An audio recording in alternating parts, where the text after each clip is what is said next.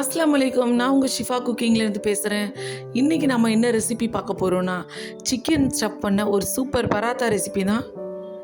வாங்க எப்படி செய்கிறதுன்னு பார்க்கலாம். இது குழந்தைங்களுக்குலாம் ரொம்ப பிடிக்கும். ஒரு பவுலில் தேவையான அளவு மைதா மாவு எடுத்துக்கிறேன்.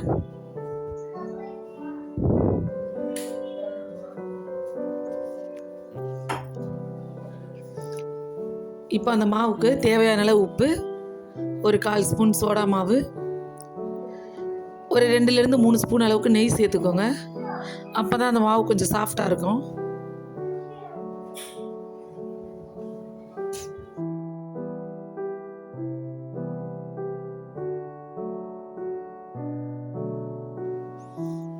மாவை நல்லா பிசைஞ்சுக்கிறேன்.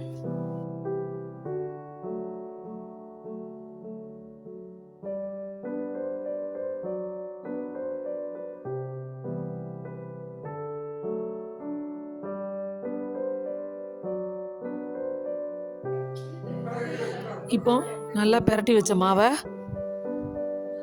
ஒரு 1/2 மணி நேரம் நல்லா ஊற விட்டுருங்க. இப்போ ஒரு பேனில் 2 பெரிய வெங்காயத்தை சேர்த்து நல்லா வதக்குறேன்.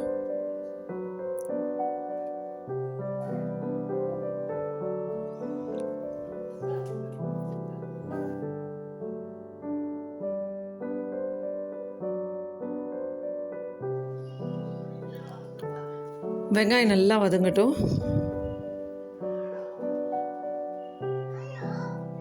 வெங்காயம் வதங்கினோன்னா அதில் ஒரு ஸ்பூன் இஞ்சி பூண்டு பேஸ்ட் சேர்த்து நல்லா வதக்கிக்கோங்க.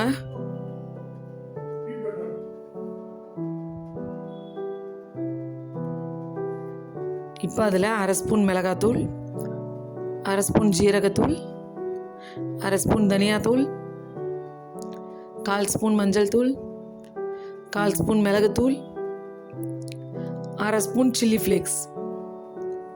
இப்போ இதெல்லாத்தையும் நல்லா மிக்ஸ் பண்ணி விட்டுறலாம்.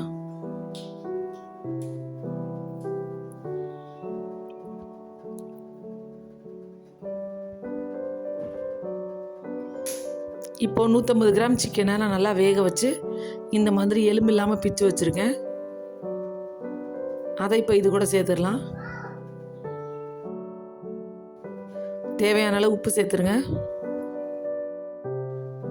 சிக்கனை சேர்த்துட்டு நல்லா மிக்ஸ் பண்ணி விட்டுருங்க.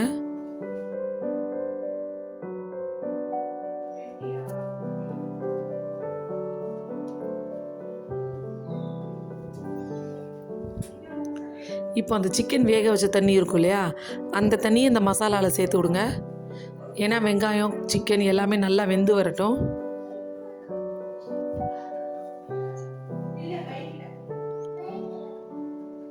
நல்லா அந்த தண்ணியெல்லாம் வெந்து நல்லா சுருண்டு வரட்டும். பார்த்தீங்களா, நல்லா தண்ணி இல்லாமல் மசாலா நல்லா சுருண்டு வந்துருச்சு. இப்போ கடைசியாக கொஞ்சம் கொத்தமல்லியை தூவி ஒரு மிக்ஸ் பண்ணி அடுப்பை ஆஃப் பண்ணிடுங்க.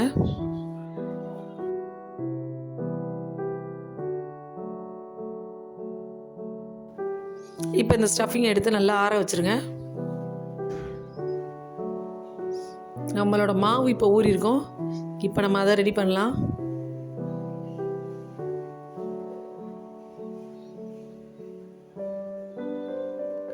மாவை எடுத்து நல்லா ஒரு பிசைஞ்சுக்கோங்க. பார்த்தீங்களா, அது நல்லா ஊறிட்டு நல்லா சாஃப்டாக வந்துருச்சு. இப்போ அதில் தேவையான அளவுக்கு சின்ன சின்ன உருண்டைகளாக போட்டுக்கோங்க. ரொம்ப பெரிய உருண்டையாக தேவையில்லை, ஒரு மீடியம் சைஸில் உருண்டை போட்டுக்கோங்க.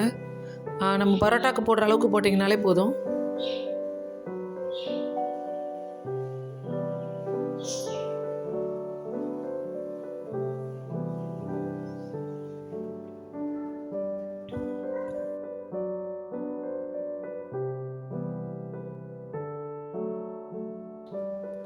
இப்போ அதில் ஒரு உருண்டையை எடுத்து அந்த ஷீட்டில் லைட்டாக எண்ணெய் அப்ளை பண்ணிவிட்டு இழுக்க ஆரம்பிங்க.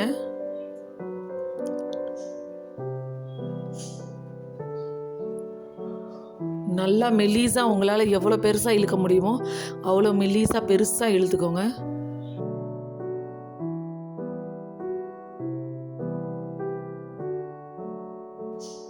பார்த்தீங்களா, நல்லா பெருசாக இழுத்துக்கிட்டேன் நானும் மெல்லிஸாக. ஃபுல்லாக இழுத்து முடிச்சுட்டு அது மேலே ஃபுல்லாக எண்ணெயை நல்லா தடவி விட்டுருங்க.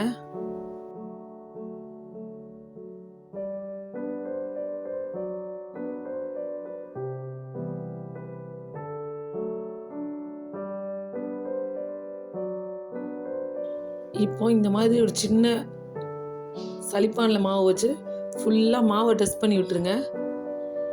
உங்ககிட்ட இது இல்லைன்னா கையிலேயே ஃபுல்லாக தூவி விட்டுருங்க. எல்லா பக்கமும் மாவு இருக்கிற மாதிரி பார்த்துக்கோங்க.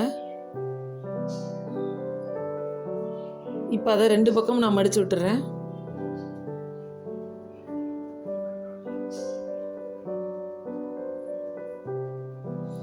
மடிச்சுட்டு மறுபடியும் அது மேலே எண்ணெயை தேய்ச்சி விடுறேன்.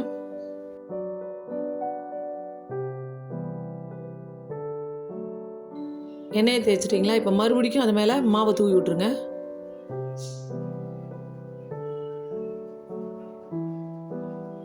மறுபடியும் 2யும் ஒரே இதாக மடிச்சு விட்டுருங்க. மடிச்சுட்டு அது மேலே லைட்டாக கொஞ்சம் எண்ணெயை தடவிட்டு மாவை தூவி விட்டுருங்க. இந்த மாதிரி நீங்கள் பண்ணும்போது தான் பரோட்டா நல்லா லேயர் லேயராக இருக்கும். இப்போ இதை அப்படியே பிடிச்சி டைட்டாக ரோல் பண்ணிடுங்க.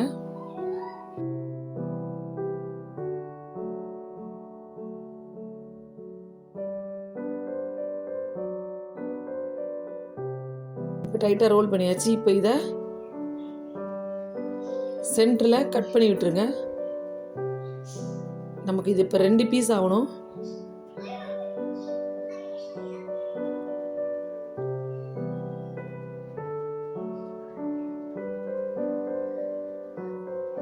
பார்த்தீங்களா? அதில் எவ்வளோ லேயர்ஸ் தெரியுதுன்னு அழகா.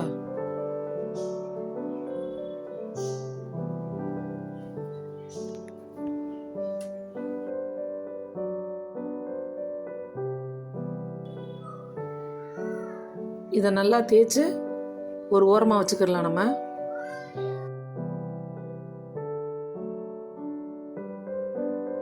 பார்த்தீங்கன்னா நல்லா தேய்ச்சிட்டேன். இப்போ இதை எடுத்து ஓரமாக வச்சுட்டு அடுத்த மாவு எடுத்து தேய்க்க ஆரம்பிக்க போகிறேன்.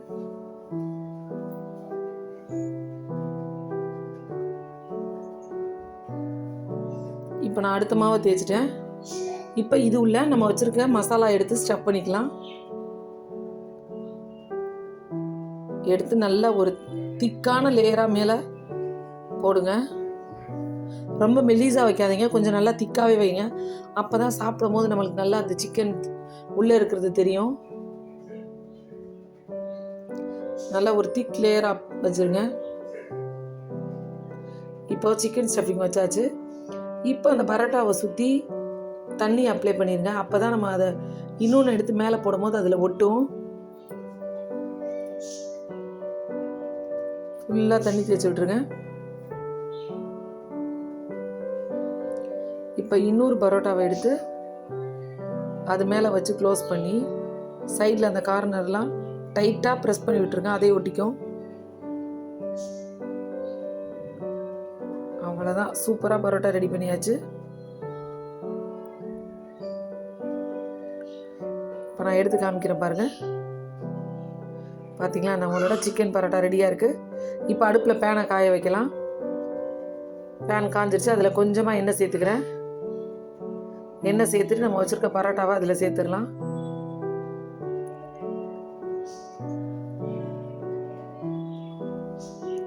பரோட்டாவை அதில் சேர்த்துட்டு கையில் லைட்டாக தண்ணி வச்சு அந்த பரோட்டா மேலே தொட்டு விட்டுட்டு அது மேலே கொஞ்சமாக கொத்தமல்லியை போட்டு ப்ரெஸ் பண்ணி விட்டிங்கன்னா அப்படியே ஒட்டிக்கும். இது கொஞ்சம் பார்க்கும் போது அழகாக இருக்கும். அதுக்காக ஒரு பக்கம் நல்லா வெந்து செவந்ததுக்கப்புறம் இன்னொரு பக்கம் திருப்பி போடுங்க. பார்த்தீங்களா, நல்லா சூப்பராக வெந்துருச்சு. அடுப்பை வந்து லோ ஃப்ளேம்லேயே வச்சுக்கோங்க. அவ்வளோதான், நம்மளோட சிக்கன் பரோட்டா சூப்பராக ரெடி ஆயிடுச்சு. நீங்களும் உங்கள் வீட்டில் இதே மாதிரி உங்கள் குழந்தைங்களுக்கு செஞ்சு கொடுங்க. என்னோட அந்த ரெசிபி உங்களுக்கு பிடிச்சிருந்துச்சுன்னா என்னோட சேனலை லைக் பண்ணுங்கள், ஷேர் பண்ணுங்கள், சப்ஸ்கிரைப் பண்ணுங்கள். சூப்பர், சப்ஸ்கிரைப் பண்ணுங்க. தேங்க்யூ.